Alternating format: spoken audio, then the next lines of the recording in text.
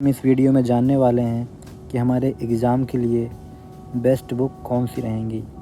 हमारा main focus यही रहेगा कि हम आपको बताएं कि कौन सी बुक हमें पढ़नी चाहिए इस एग्ज़ाम के लिए, ताकि हमारा जो एग्ज़ाम है वो अच्छा जाए और हम लोग अपने एसएसबी के लिए क्वालिफ़ाई हो सकें। तो हम लोग बेस्ट बुक के बारे में जानेंगे। ये जानते हैं हमारी बुक कौन कौन सी है जो हमें तैयार करनी है। सबसे पहले हम लोग मैथ्स में देखते हैं। मैथ के सेक्शन में सबसे पहले मैं 2 कैटेगरी को डिवाइड करता हूँ। एक हमारा फ्रेशर जो भी अभी स्टार्ट कर रहा है पढ़ाई करना, और दूसरा हमारा एक्सपीरियंस्ड पर्सन जो ऑलरेडी 11th और 12th में अच्छा पढ़ाई कर चुका है और उसकी मैथ में अच्छी पकड़ है। तो हम 2 पर्सन्स की यहाँ पे बात करने वाले हैं। सबसे पहले हमारा जो फ्रेशर जो अभी नई पढ़ाई स्टार्ट कर रहा है, मैथ को उसने अभी पढ़ना स्टार्ट किया है, तो उसको मैं रिकमेंड करूँगा कि वो NCERT प्लस RS अग्रवाल इन दोनों को लगाए, क्योंकि NCERT से उसका जो बेस है वो बेस मजबूत हो जाएगा। उसको समझ में आएगा कि हाँ वो क्या पढ़ रहा है और क्वेश्चन कैसे सॉल्व करते हैं। और RS अग्रवाल लगाने से उसकी जो क्वेश्चन एबिलिटी है वो उसकी स्ट्रॉन्ग होगी। वो क्वेश्चंस लगाएगा, क्योंकि जैसे क्वेश्चन एग्ज़ाम में आते हैं वैसे ही क्वेश्चन हमारी RS अग्रवाल बुक में दिए गए हैं। तो वो क्वेश्चन वो लगाएगा और उसको सॉल्व करेगा, तो उसकी पकड़ मैथ में अच्छी मजबूत होगी। तो NCERT plus RS Agarwal for fresher. दूसरा बात करते हैं एक्सपीरियंस्ड पर्सन जो 12th में अच्छा पढ़ चुका है, तो उसको मैथ में अच्छा आता हुआ, इसलिए उसके लिए केवल RS अग्रवाल मैं रिकमेंड करूँगा, क्योंकि इसमें हमारी थ्योरी भी है और प्लस क्वेश्चन आंसर भी दिए गए हैं। मैंने जो पढ़ाई की थी NDA की, मैंने केवल और केवल RS अग्रवाल लगाई थी, और मैंने, आप यकीन नहीं करेंगे, 80 प्लस इस जो क्वेश्चन है वो अटेंड किए थे मैंने। 120 में से 80 प्लस क्वेश्चन मैंने अटेंड किए थे। मुझे आते थे 100 प्लस क्वेश्चन, लेकिन मैं अटेंड केवल 80 प्लस क्वेश्चन ही कर पाया था। तो केवल और केवल RS अग्रवाल की हेल्प से मैं इतने क्वेश्चन अटेंड कर पाया। भाई बहुत अच्छी बुक है RS अग्रवाल की। अगर आप NDA की तैयारी कर रहे हैं और आप डेडिकेटेड हैं कि हमको NDA निकालना है, तो अभी जाइए और RS अग्रवाल की बुक को लेके आइए। बहुत ही अच्छी बुक है। ये केवल NDA के लिए नहीं, बल्कि आपको नेवी का एग्ज़ाम जो होता है और एयरफोर्स का जो एग्ज़ाम होता है, उन सब में भी आपको बहुत हेल्प करेगी। ये टोटल इसी बेस पर बनाई गई ये बुक है कि आपको हेल्प करेगी बहुत ज़्यादा। जिसमें हमारे एयरफोर्स, NDA और नेवी, इन तीनों में बहुत ही कारगर बुक है। तो RS अग्रवाल बुक को आप सभी लोग परचेज़ कर लीजिए, अगर आपने अभी तक परचेज़ नहीं किया है। ज़्यादा महंगी बुक नहीं आती है, 500 से 600 के बीच में बुक का प्राइस है।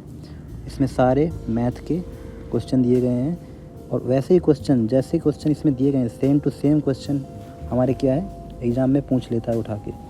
तो आप लोग केवल RS अग्रवाल लगाइए, और जब आपका एग्ज़ाम नज़दीक आ जाए, 15 दिन बचे रहें या 20 दिन बचे रहें, तब आप प्रैक्टिस सेट्स लगाइए।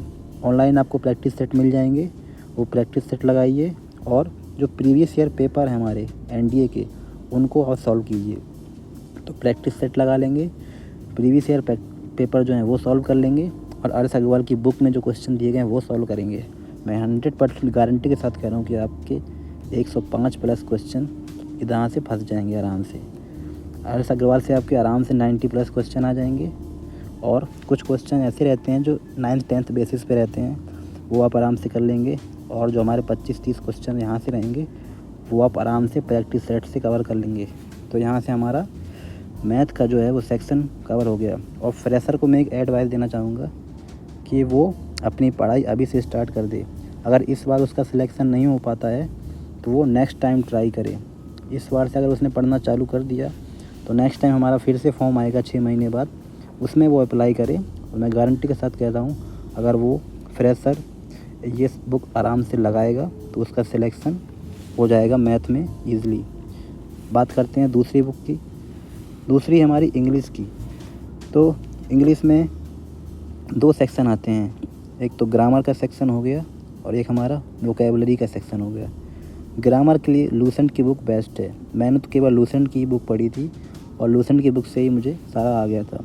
मेरी ग्रामर तो बचपन से ही स्ट्रॉन्ग है, क्योंकि मैं CBSE बोर्ड से पढ़ा हूँ, इसलिए मेरी ग्रामर बचपन से ही स्ट्रॉन्ग है। तो मैंने केवल लूसेंट की बुक लगाई थी, और उससे मेरा सारा सॉल्व हो गया था, और मेरे अच्छे मार्क्स आए थे इंग्लिश में। तो मुझे इंग्लिश में ज़्यादा दिक्कत नहीं हुई। और वोकैबुलरी की बात करें तो वोकैबुलरी द हिंदू न्यूज़पेपर, जैसा कि आप जानते हैं हमारा पेपर कौन बनाता है, UPSC बनाता है। और द हिंदू न्यूज़पेपर, ये न्यूज़पेपर तो यूपीएससी का फेवरेट है भाई। कहीं भी देख लो, हर चीज़ करंट अफेयर भी इसी से उठा के देता है, और कुछ भी ऐसा चल रहा है सब हमारे हिंदू न्यूज़पेपर से ही देता है। तो वोकैबुलरी आपको पढ़ने के लिए द हिंदू न्यूज़पेपर पढ़ना पड़ेगा। अगर आप उसको कंटिन्यू 15-20 दिन पढ़ते हैं तो आपका यहाँ से वोकैबुलरी आराम से ट्रैक हो जाएगा। और हो सकता है कोई कॉम्प्रिहेंशन भी इसी न्यूज़पेपर से उठा के दे दें आपको वो, तो आप लोग देख लेना अपने हिसाब से वोकैबुलरी आपको कहाँ से पढ़नी है और ग्रामर आपको कहाँ से पढ़नी है। बाकी वोकैबुलरी अगर आपको ऐसे जनरली पढ़नी है तो लूसेंट की बुक में भी वोकैबुलरी अच्छी दी गई है, वहाँ से आप लोग पढ़ सकते हैं। और ऑनलाइन यूट्यूब में बहुत सारी वोकैबुलरी दी जाती हैं, उनको आप लोग लगाइए, उनकी प्रैक्टिस करिए, तो वहाँ से आपको काफ़ी बेनिफिट मिलेगा। अगला चलते हैं, अगला देखते हैं फिजिक्स का। तो फिजिक्स में न्यूटन की फिजिक्स रहती है जो 12th क्लास की, उससे ही आप लोग कर लीजिए। आपके 12th में जो भी फिजिक्स चलती थी उससे आप लोग पढ़ लीजिए, क्योंकि 12th क्लास में अगर आपने फिजिक्स पढ़ ली और आपको समझ में आ गई तो जो 12th क्लास की फ़िज़िक्स है वही हमारे 9th-10th की फ़िज़िक्स है। 9th-10th की फ़िज़िक्स तो बहुत इजी होती है। अगर आपने 12th की मैथ्स फ़िज़िक्स समझी है, 11th की फ़िज़िक्स समझी है आपने, तो आपको 9th और 10th की फ़िज़िक्स बहुत आसान लगेगी, तो आप लोग आराम से कर लेंगे। और प्रैक्टिस सेट भी लगाइएगा लास्ट में। केमिस्ट्री की बात कर रहा हूँ और बायोलॉजी की बात कर रहा हूँ तो 9th-10th की एनसीईआरटी प्लस प्रैक्टिस सेट, बस इतना बहुत है। हमारा केमिस्ट्री में और बायोलॉजी में बस 9th-10th का ही ज़्यादा पूछते हैं, ज़्यादा हार्ड नहीं पूछते हैं। तो आप लोग 9th-10th की एनसीईआरटी अगर अच्छे से पढ़ लेंगे तो आपका केमिस्ट्री और बायोलॉजी वहाँ से आपका सेटल हो जाएगा। लेकिन हाँ, जो भी मैं जितने सब्जेक्ट बता रहा हूँ इन सबको आपके प्रैक्टिस सेट लगाने हैं। लास्ट के जो भी दिन बचे रहेंगे 15-20 दिन, उनमें आपको प्रैक्टिस सेट लगाना है। आई बात समझ में? प्रैक्टिस सेट आपको लास्ट में लगाना है, ठीक है। आगे बढ़ते हैं।